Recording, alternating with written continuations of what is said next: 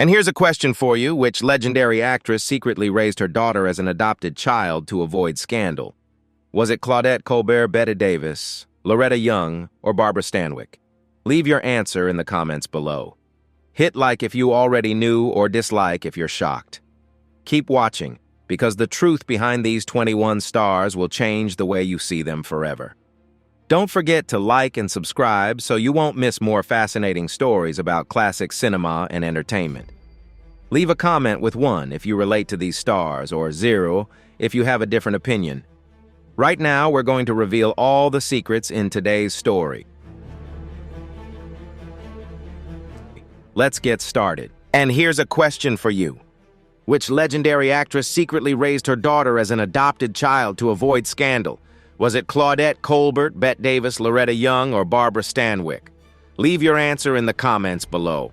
Hit like if you already knew or dislike if you're shocked. Keep watching because the truth behind these 21 stars will change the way you see them forever.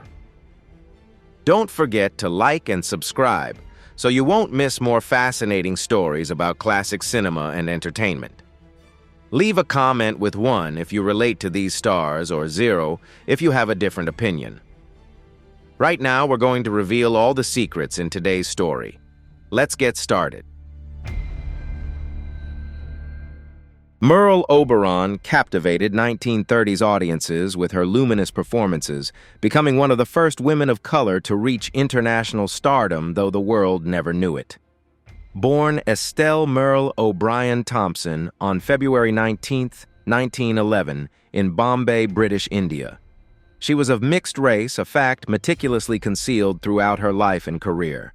Her mother, Charlotte Selby, was just 12 years old when she gave birth, reportedly the result of sexual abuse by her stepfather. And to shield the child from scandal, Merle was raised to believe her grandmother was her mother and her mother was her sister.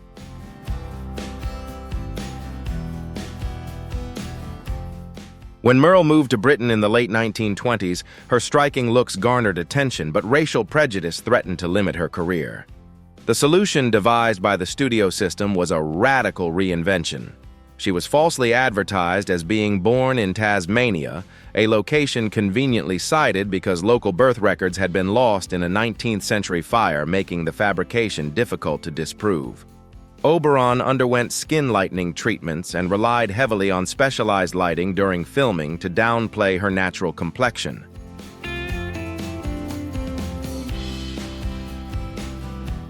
In public, she spoke with a received pronunciation accent and avoided direct mentions of her childhood.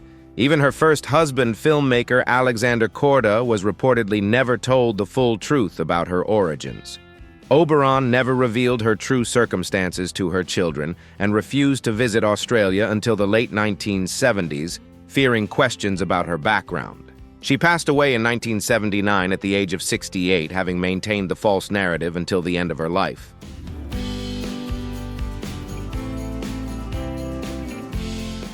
Narrator. Her story reflects the rigid racial boundaries of early 20th century cinema, where even extraordinary talent had to hide behind an accepted facade. Today, her legacy is admired not only for her on-screen presence, but for the improbable tightrope she walked to survive in Hollywood's golden age.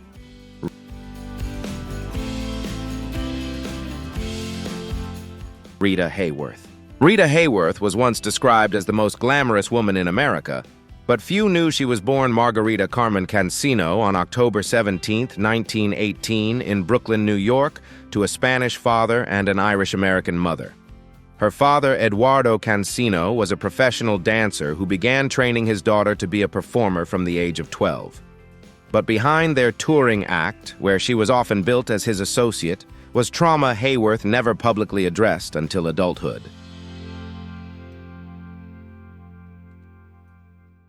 Executives at Columbia Pictures saw star potential in the young dancer, but worried her Spanish heritage made her too ethnic for mid-century American audiences. Under the guidance of studio head Harry Cohn, Rita underwent a remarkable transformation. Her dark hair was dyed auburn, her hairline was electrolyzed for a more Anglo appearance, and she took the name Rita Hayworth, using her mother's maiden name to sound more American.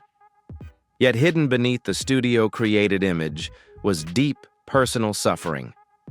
Decades later, Hayworth confided in her second husband, Orson Welles, that she had been sexually abused by her father during their early touring years.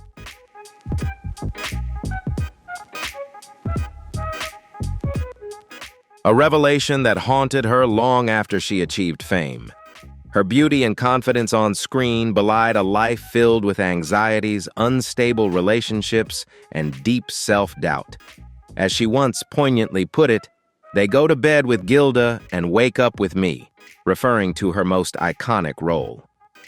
Hayworth passed away in 1987 at the age of 68 after a long battle with Alzheimer's disease, a diagnosis that at the time carried its own stigma.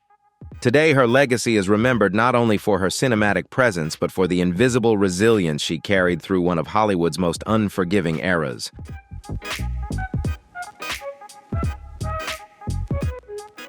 Jack Nicholson. Jack Nicholson. In 1974, at the height of his fame after Chinatown and Five Easy Pieces, Jack Nicholson received a call from a Time magazine journalist who was preparing a biography on him. What the reporter uncovered wasn't just a career milestone. It was a life-altering family secret. The woman Jack had always believed to be his sister was, in fact, his biological mother. The woman he called mother was actually his grandmother.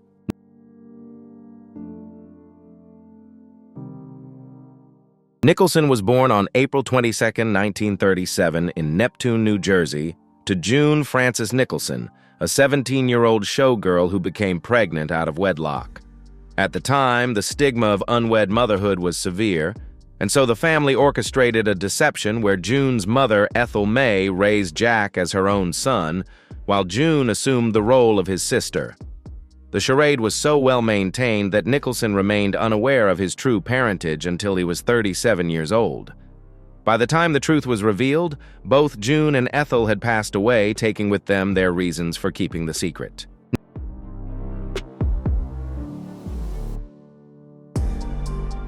Nicholson has publicly stated that he wasn't traumatized by the discovery, though he admitted it was a pretty dramatic event.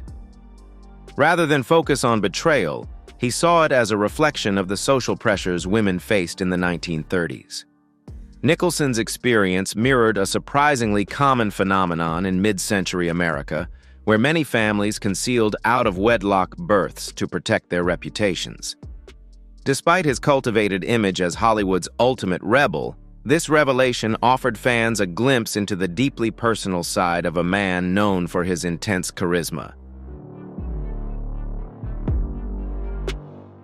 By the time Bobby Darin was topping the charts with hits like Mac the Knife and Beyond the Sea, he was a household name, a charismatic, energetic performer with undeniable charm. But behind his confident facade was a personal history that would shake the very core of his identity. Born Robert Walden Casado on May 14, 1936, in the Bronx, Bobby was raised by Polly Casado, whom he believed to be his mother and his older sister, Nina.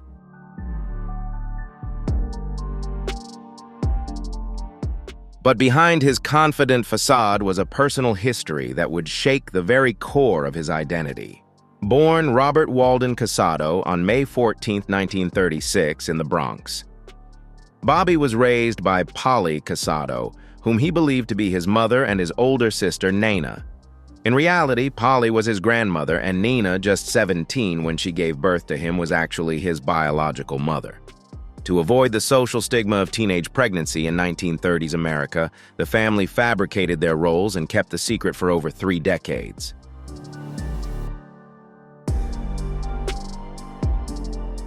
It wasn't until the late 1960s, when Bobby was in his early 30s and married to actress Sandra Dee, that Nina revealed the truth to him. The revelation was devastating. He had long idolized Polly, the woman he called Mom, and the emotional whiplash left him deeply shaken. Close friends noticed a change in Darin afterward. He became more withdrawn, more introspective. He even retreated to Big Sur, grew a mustache, and shed his pop star image to focus on folk music and political activism.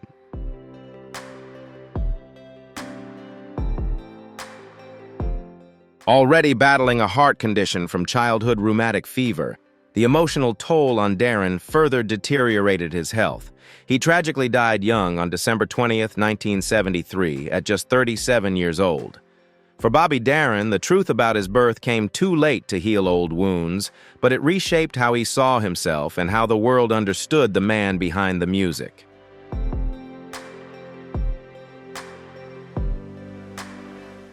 Before cinema could speak, Lon Chaney Sr. taught it how to feel. Known as the Man of a Thousand Faces, Chaney rose to prominence for his transformative roles in The Hunchback of Notre Dame, 1923, and The Phantom of the Opera, 1925, using prosthetics, makeup, and pantomime to portray society's outcasts.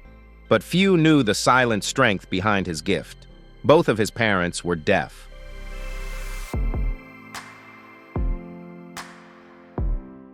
Born on April 1, 1883 in Colorado Springs, Chaney grew up in a household where American Sign Language was the primary mode of communication. His parents, Frank and Emma Chaney, were respected members of the deaf community. But in the late 19th century, disability was often met with stigma or pity by wider society. To protect them, Chaney kept his family background private. From a young age, he became adept at nonverbal communication learning, to convey deep emotion without uttering a word. This unique upbringing laid the foundation for his incredible pantomime skills, which set him apart in the silent film era.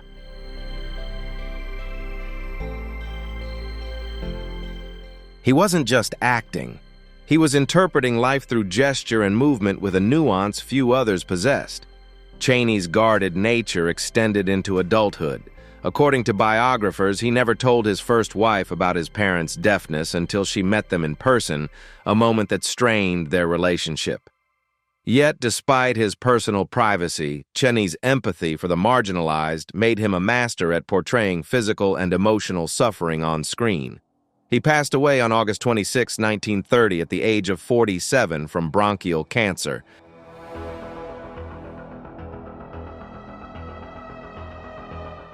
While his legacy is often associated with makeup and monsters, Chaney's true genius came from something far more intimate: the quiet resilience learned from a home where love spoke in silence.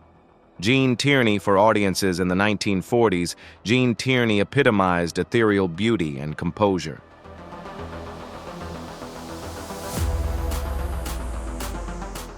Her haunting performance in Laura 1944 cemented her status as a screen icon. But behind her elegant facade was one of the most heartbreaking stories of Hollywood's golden age. In 1943, while pregnant with her first child, Tierney attended a USO event in Los Angeles during a measles outbreak. A fan desperate to meet her broke quarantine from the German measles ward just to shake Tyran's hand. Tragically, the fan was contagious, and Jean contracted rubella during her first trimester. Months later, she gave birth to her daughter Daria, who was deaf, partially blind, and severely developmentally disabled.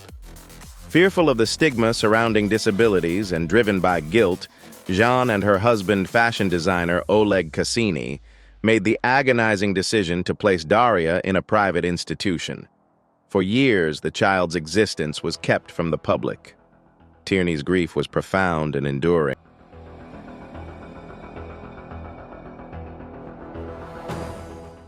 She suffered from severe depression, underwent electroshock therapy, and temporarily withdrew from acting. The story came to light decades later in her 1979 autobiography, Self-Portrait, where she wrote candidly about her suffering. She also revealed that years after the incident, that fan approached her at a party and said, "I just wanted to meet you even though I had rubella." Tierney was stunned into silence. Gene Tierney passed away in 1991 at the age of 70.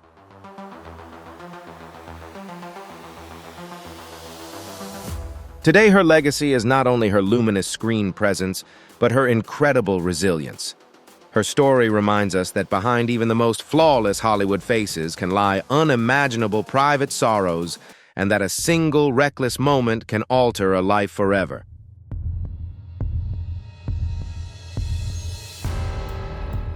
Clara Bow. In the Roaring Twenties, Clara Bow was the original IT girl, a magnetic screen presence whose flapper energy epitomized a new era of freedom and rebellion. Films like It 1927 and Wings 1927 catapulted her to become Hollywood's biggest box office draw. But Clara's real life was far from glamorous. Behind the fame was a childhood of chaos, abuse, and silence. Born on July 29, 1905 in Brooklyn, Bowe grew up in extreme poverty. Her father, Robert Bowe, was often absent and allegedly sexually abused her during her teenage years. Her mother, Sarah, suffered from severe mental illness, later diagnosed as psychosis, and reportedly once tried to kill Clara with a kitchen knife while she slept. Despite these traumas, Clara entered a magazine beauty contest at 16, winning a small film role that led to immediate acclaim. But her sudden fame masked deep emotional scars.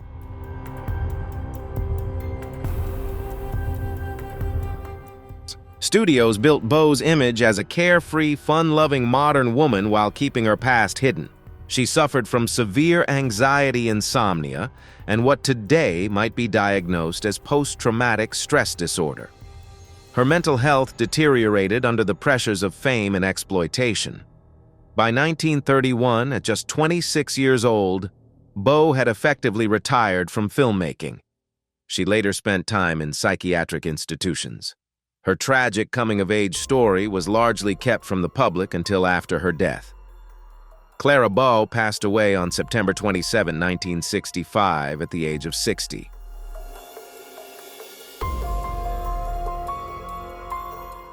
Though remembered for her vivacity and charm, the darker truths of her life, one marked by neglect, trauma, and mental health struggles, offer a stark contrast to the carefree spirit she projected on screen. She wasn't just a symbol of a generation. She was a survivor of a system and a family that failed to protect her. Raymond Burr. For millions of viewers, Raymond Burr was the stern, incorruptible lawyer Perry Mason and the no-nonsense detective Ironside. Off-screen, however, Burr was a man who constructed an entire fictitious family to shield a truth that 1950s Hollywood wouldn't accept.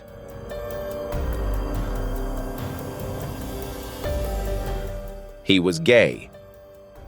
Born on May 21, 1917 in British Columbia, Burr entered Hollywood in the 1940s, a time when homosexuality was not just taboo but could be career-ending.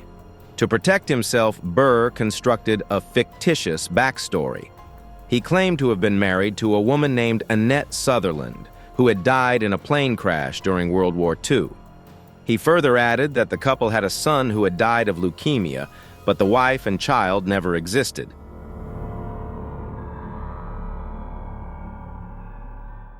The names, dates, and stories were fabrications carefully maintained in interviews and publicity materials.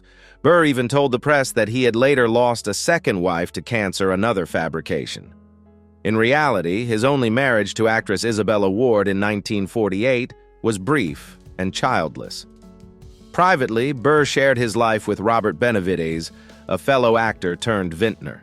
The two men lived together for over 35 years, building a vineyard and quietly cultivating a life away from the public eye.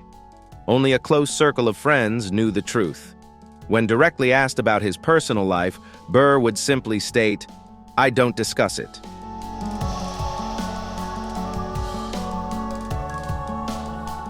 His discretion wasn't deception, it was survival. He passed away on September 12, 1993, at the age of 76. Today, Burr's story is a reminder of the lengths some had to go to protect both their careers and private lives in an era that offered little room for authenticity. Behind the courtroom hero was a man who carried a weight few knew and fewer understood.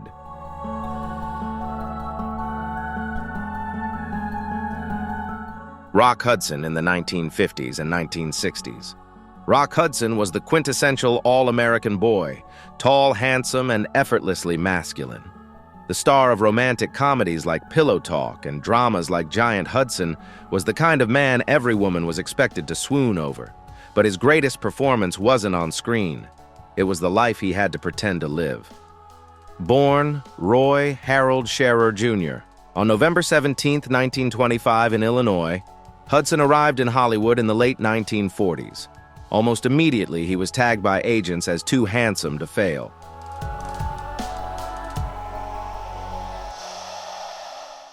But Hudson was also gay. And in mid-century America, that meant risking everything if the truth came out. To combat rumors and maintain his image, Hudson's manager arranged a sham marriage in 1955 with Phyllis Gates, his agent's secretary. The marriage lasted only 3 years and was widely believed to be a publicity stunt. In his private life, Hudson maintained relationships with men, but always lived in fear of exposure. His sexuality wasn't publicly confirmed until 1985, when Hudson became the first major celebrity to die from AIDS-related complications.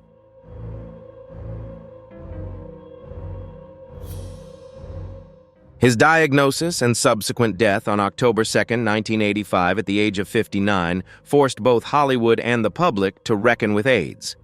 Until then, the disease had been largely dismissed by mainstream media. Hudson's illness gave it a face the world adored. Hudson's death was a cultural watershed moment. It began to erode the silence surrounding both homosexuality and the AIDS pandemic in mainstream America. But for Hudson himself, the price of silence was personal. He lived and died without ever publicly acknowledging who he truly was.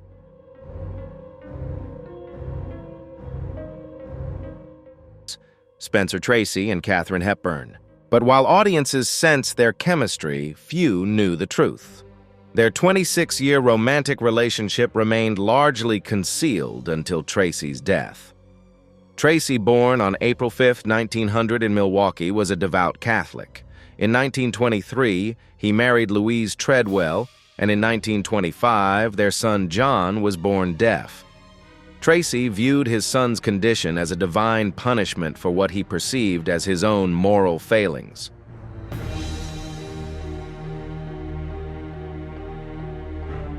Tormented by guilt, he emotionally distanced himself from his family and began a lifelong battle with alcoholism. By the late 1930s, though still legally married, Tracy and Louise lived separately. In 1941, while filming Woman of the Year, he met Katharine Hepburn, who quickly became his closest confidant.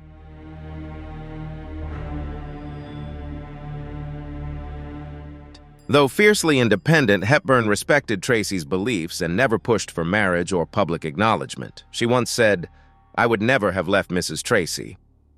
Their relationship was an open secret in Hollywood, but carefully guarded from the press. They lived in separate homes, dined separately, but often spent their nights in opposite wings of the same house. Hepburn never publicly spoke of their relationship until after Tracy's death in 1967, out of respect for Louise.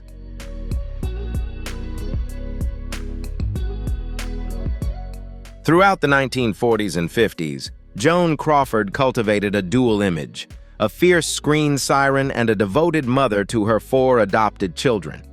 Photographed in matching outfits with her kids and lauded by fan magazines, Crawford was seen as a paragon of maternal discipline and glamour.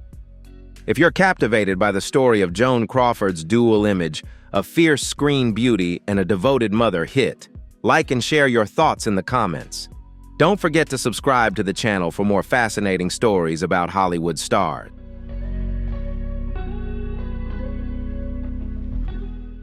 But that image shattered in 1978, a year after her death, when her eldest daughter, Christina Crawford, published the memoir, Mommy Dearest. In it, Christina alleged that Joan was a physically and emotionally abusive mother, prone to violent rages and controlling behavior.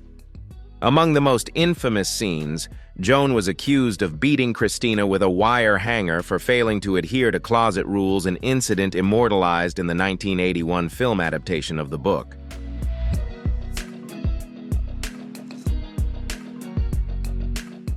Born on March 23, 1904, Joan Crawford was fiercely ambitious. She adopted her 4 children, Christina Christopher, and twins Catherine and Cynthia, through questionable channels, including one allegedly arranged by Georgia Tann, later revealed to be a black market baby trafficker. There's no evidence Crawford knew of the criminal aspect, but the connection added a layer of unease to her family narrative. When she passed away in 1977 at the age of 73, Crawford famously excluded Christina and Christopher from her will, writing, "It is my intention to make no provision herein for them."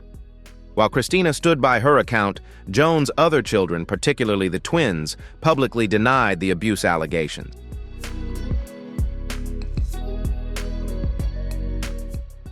The divide between public perception and private reality remains contentious. What is certain is that Joan enforced strict discipline, expected absolute control, and maintained an image at all costs, even within her own home. Whether this was an act of rejection or protection remains unknown. Bing Crosby for the public, Bing Crosby was the epitome of warmth. With his smooth baritone and iconic roles in Going My Way and White Christmas, he became a symbol of comfort, tradition, and fatherly charm.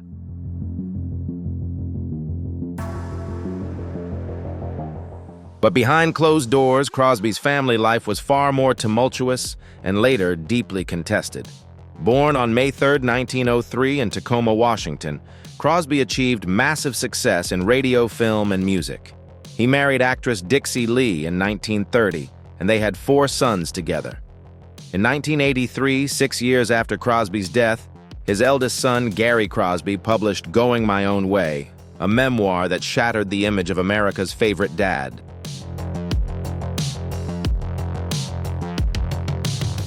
In the book, Gary depicted Bing as a stern, emotionally distant, and sometimes physically abusive father, recalling humiliating weigh-ins and harsh punishments. Gary claimed his father's strict discipline stemmed from deep-seated Catholic beliefs and a fear of failure. Gary's 2 brothers, Dennis and Lindsay, corroborated aspects of the account.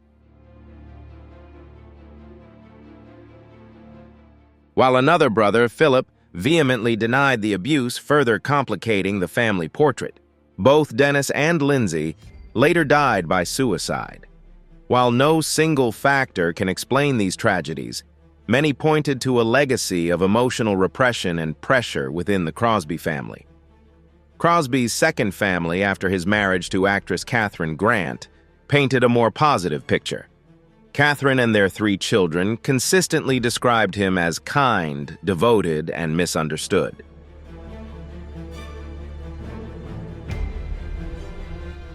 Bing Crosby passed away on October 14, 1977, at the age of 74, after collapsing on a golf course in Spain. His voice is immortalized in countless holiday soundtracks that continue to evoke peace and nostalgia. Yet the contrast between his public persona and private struggles evokes a deeper memory, one that celebrates his achievements while acknowledging the complexities of the man behind the microphone.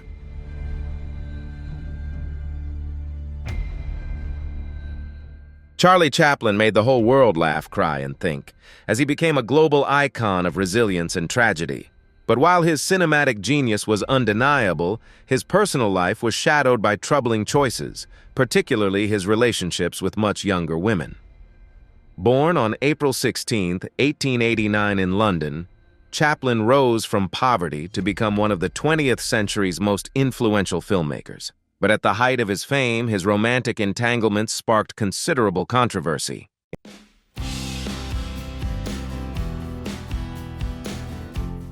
In 1924, at the age of 35, Chaplin began a relationship with 16-year-old Lita Gray, whom he had cast in The Gold Rush. When Gray became pregnant, Chaplin faced potential criminal prosecution under California's statutory rape laws. To avoid scandal and imprisonment, Chaplin married Gray in a secret Mexican ceremony. His predilection for much younger women continued throughout his life.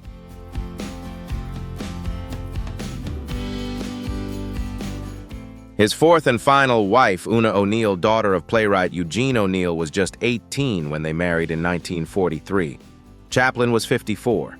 While their marriage lasted until his death and produced 8 children, the significant age gap and power dynamics raised eyebrows even then. The marriage was strained from the beginning. Gray later alleged in their 1927 divorce filings that Chaplin had pressured her into an illegal abortion, was emotionally abusive, and engaged in numerous extramarital affairs. Their divorce settlement, reportedly over $600,000, a record at the time, was one of the most sensational scandals of the silent film era.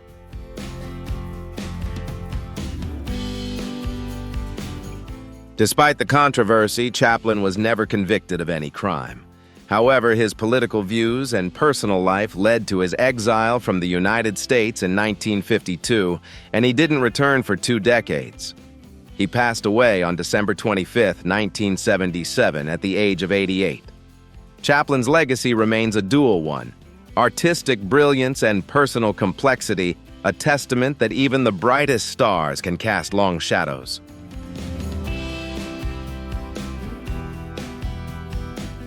Gloria Graham made her mark in film noir classics like The Big Heat and In a Lonely Place, often portraying alluring, morally ambiguous women off-screen.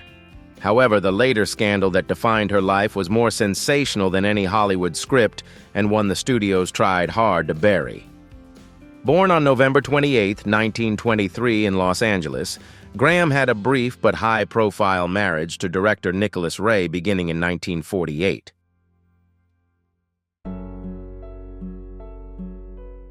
According to later reports in 1951, Ray allegedly returned home early and found Graham in bed with his 13-year-old son from a previous marriage, Anthony Tony Ray. While this claim remains disputed, the marriage quickly dissolved. They divorced in 1952, citing irreconcilable differences.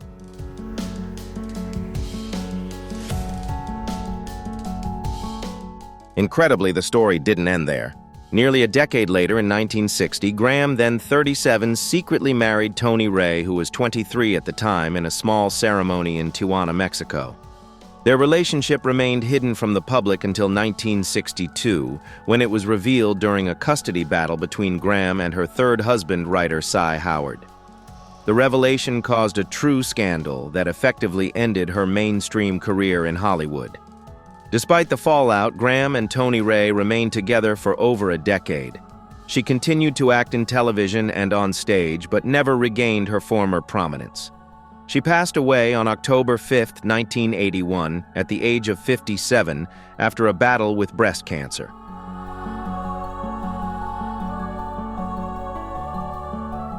In 1935, Clark Gable, the King of Hollywood, and rising star Loretta Young filmed The Call of the Wild together in Alaska. Their initial chemistry was undeniable. But what the public didn't know was that their brief affair resulted in a pregnancy that threatened to derail both of their careers. At the time, Gable was married and a powerful figure within the studio system. Gable never publicly acknowledged his daughter, though he did meet her once when she was 15.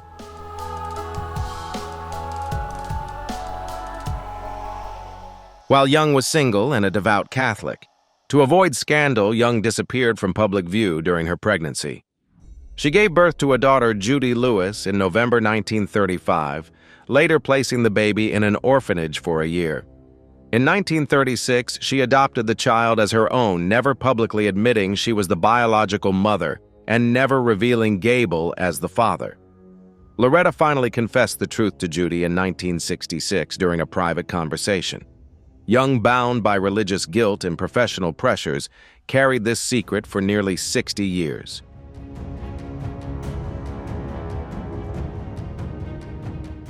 Judy grew up believing she was adopted. She noticed the resemblance but didn't learn the truth until much later in life. It wasn't until Judy published her 1994 memoir, Uncommon Knowledge, that the full story became widely known. In the book, she described growing up with confusion about her appearance, particularly her prominent ears, a Gable family trait, and an emotional distance from her mother.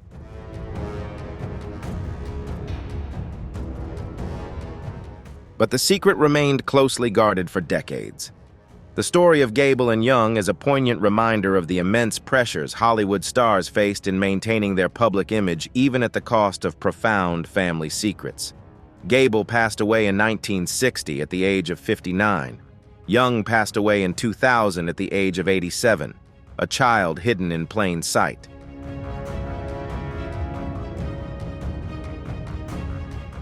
Today, their story remains one of Hollywood's most shocking cover-ups. A child hidden in plain sight, a romance rewritten for the public, and 2 stars who chose silence over scandal. Ingrid Bergman.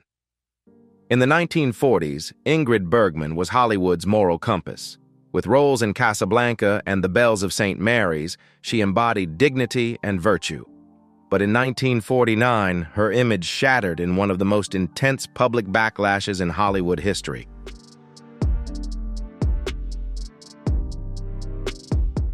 While still married to Swedish Dr. Peter Lindström, Bergman traveled to Italy to work with director Roberto Rossellini on Stromboli. The two fell in love and began an affair that resulted in her pregnancy out of wedlock, a scandal of enormous proportions at the time. Once news of the pregnancy broke, Bergman was publicly condemned on the floor of the U.S. Senate by Colorado Senator Edwin C. Johnson, who called her a powerful influence for evil. Once lauded for her virtuous roles, she was now vilified.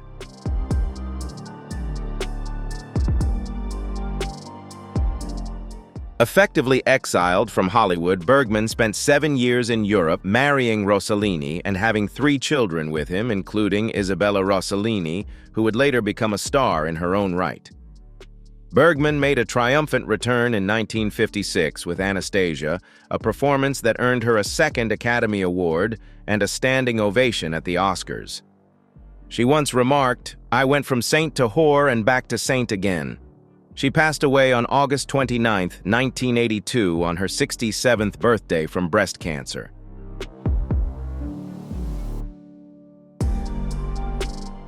Once news of the pregnancy broke, Bergman was publicly condemned on the floor of the U.S. Senate by Colorado Senator Edwin C. Johnson, who called her a powerful influence for evil. Church groups organized boycotts, fan mail turned hateful, and studios cut ties. But the scars of public exile remained. Today, her story serves as a stark lens into the double standards of celebrity morality. Men in similar situations faced far fewer consequences. Bergman's sin wasn't betrayal. It was living authentically in an era that punished women for it. Her grace in the face of condemnation remains a defining part of her legacy.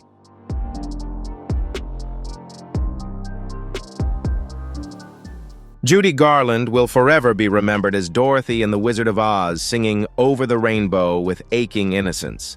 But her real life was no fairy tale. Born Frances Ethel Gumm on June 10, 1922 in Minnesota, Garland's early years were shaped by a painful family secret, one she wouldn't fully understand until adulthood. She had a strong bond with her father, but their relationship was complicated by the whispers surrounding his private life and the pressure to maintain appearances.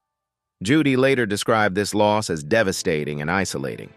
From then on, Garland's life was largely managed by MGM, who controlled everything from her diet to her sleep schedule.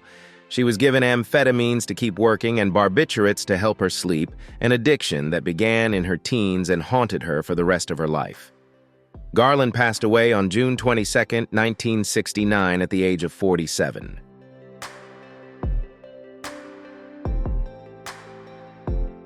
Her father, Frank Gumm, managed the family's theater and was rumored to be gay or bisexual, a reality that was unacceptable in small-town America in the 1920s. Whispers of inappropriate behavior with young men began to circulate, leading the family to abruptly move to California when Judy was just 4 years old. He passed away from meningitis when Judy was just 13, taking much of the truth with him.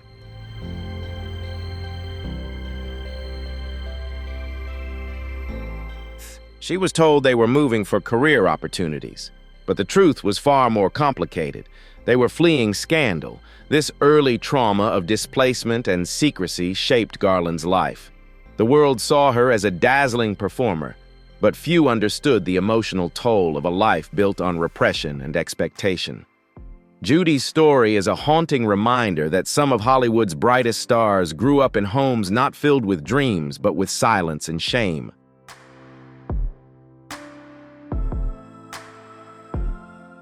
To the world, Jerry Lewis was a tireless entertainer and humanitarian.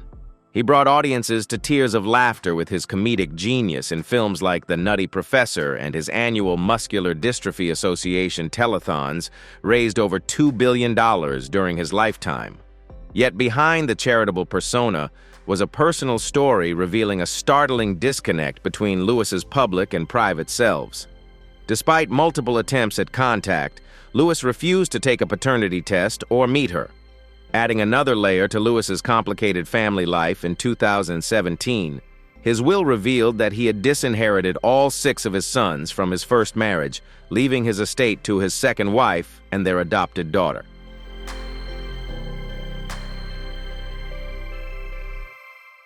In the 1950s, during a well-publicized affair, Lewis allegedly fathered a daughter, Susan Minette, who spent much of her life trying to prove her identity and gain recognition from the man she believed to be her father.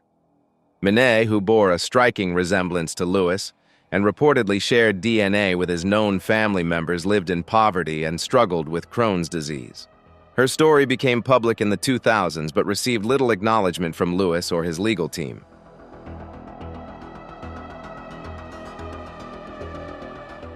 This decision shocked fans who had watched Lewis raise money for children year after year. Lewis passed away on August 20th, 2017, at the age of 91. His legacy as a performer and philanthropist remains intact, but for some, his unwillingness to fully acknowledge his family history remains a painful chapter in the story of a man who gave millions, but perhaps not all of himself, to his own kin. I think the girls with their nails done now. Patty Duke was an Oscar-winning actress by the age of 16, known for The Miracle Worker and later The Patty Duke Show. In 1970, at the age of 23, Duke became pregnant during a tumultuous period marked by personal upheaval and an undiagnosed bipolar disorder.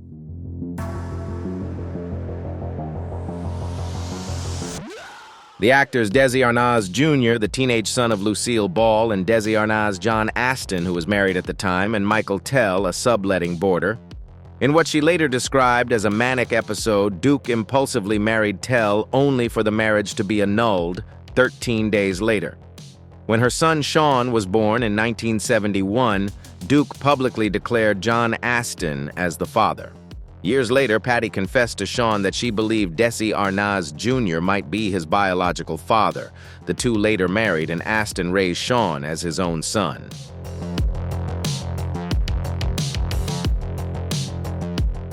When her son Sean was born in 1971, Duke publicly declared John Aston as the father. This revelation led to confusion and strain in their relationship. It wasn't until 1994, when Sean was 23, that he underwent DNA testing to confirm that Michael Tell, the man Duke had briefly married, was in fact his biological father, a man Sean had never met. Sean, now known as Sean Astin, went on to become a successful actor with roles in The Goonies and the Lord of the Rings trilogy.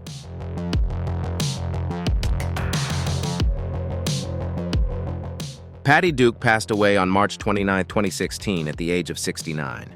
Her story remains one of Hollywood's most bizarre paternity mysteries. A heartbreaking example of how mental health fame and public scrutiny can obscure even the most fundamental truths about family identity.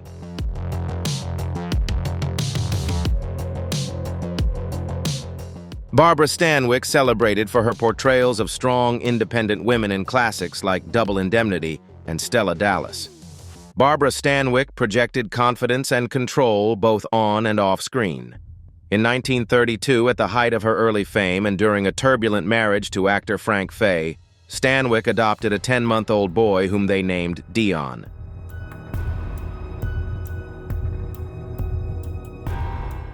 As Dion grew older, their relationship became strained. By the time Dion reached adulthood, the two were virtually estranged. In the 1960s, when asked about her son, Stanwyck icily replied, "I have no son." After her death in 1990, her will confirmed the rift. The couple hoped the adoption would stabilize their fracturing relationship, but it didn't. They divorced in 1935.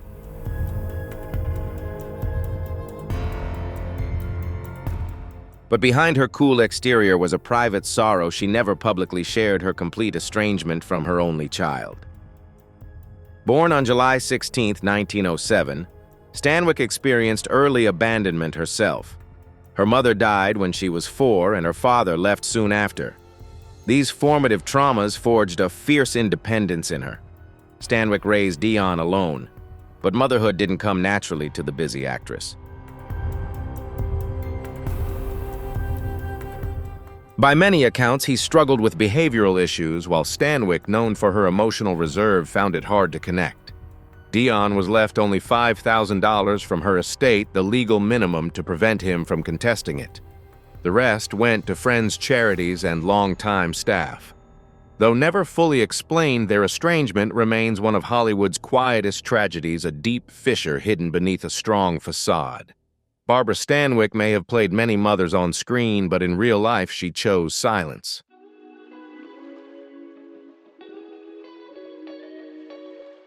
And her legacy includes not just cinematic brilliance, but the heartache of a motherhood never fully realized. Gary Cooper and Patricia Neal.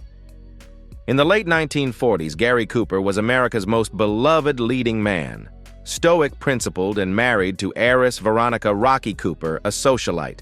When he was cast opposite the much younger Patricia Neal in The Fountainhead 1949, the on-screen passion was real.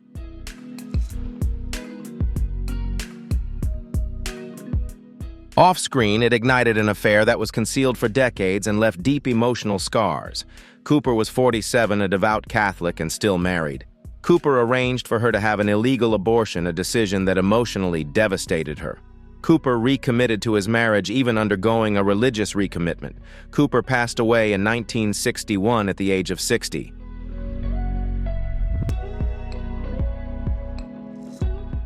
Neal was just 23 and on the cusp of stardom. Their relationship lasted for years, though Cooper never left his wife. The turning point came when Neal became pregnant in 1950. Neal called it the saddest thing that ever happened to me. She briefly left Hollywood for Broadway and later married author Roald Dahl, with whom she had 5 children, but she never fully recovered from the experience. She only spoke publicly about the affair in the 1980s, long after Cooper's death.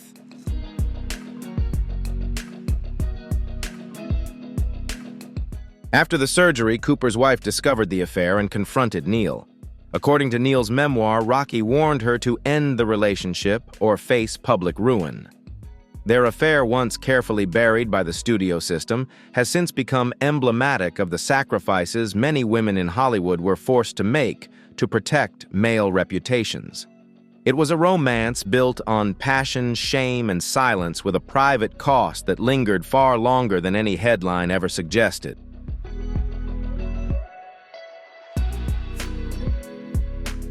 Thank you for watching the video. These stories reveal the delicate line between fame and secrecy during Hollywood's golden era. Which secret changed the way you see a star forever? Leave a comment with 1 if you relate to these stories, or 0 if you have a different opinion. Don't forget to like, share, and subscribe so you won't miss the exciting videos coming up. Thanks again.